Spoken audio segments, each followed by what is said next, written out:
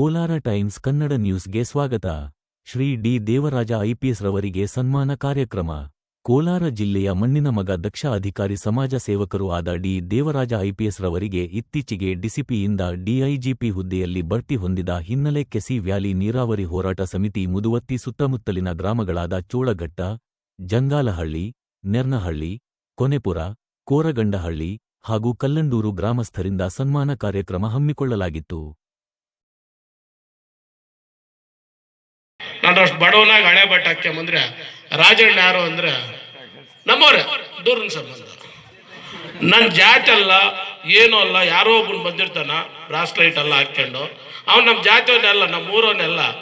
ಯಾರು ಸರ್ ಅಂದ್ರೆ ನಮ್ಮ ಮಾವನು, ದೊಡ್ಡ ಮಾವನಿಲ್ಲ ಮಾವನ ಬೌ, ಈ ಥರ ಜನ ಗುರುತಿಸ್ತಾರ. ದೇವರಾಜ್ ಸರ್ ಇಷ್ಟೊತ್ತು ನೋಡಿದೆ ನಾನು ಕ್ಲಾಸ್ಮೇಟ್ನ ಯಾವ ರೀತಿ ಪರಿಚಯ ಮಾಡಿದ್ರು ಅಂತ.